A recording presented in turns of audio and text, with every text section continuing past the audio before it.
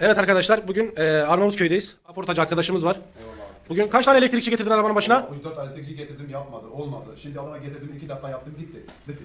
İşiniz çözüldü mü? Söyledim tabii, eyvallah. Ben teşekkür ederim. Aracımızı da şöyle gösterelim. Biraz fazla oynanmış tesisat. Aracımızın içi bu şekilde. Soketler zaten aynı şekil. Birbirine eşmişler, kablolar birbirine değiyor. Biz bunları kapattık biraz en azından. Soket bağlantılarını da yaptık.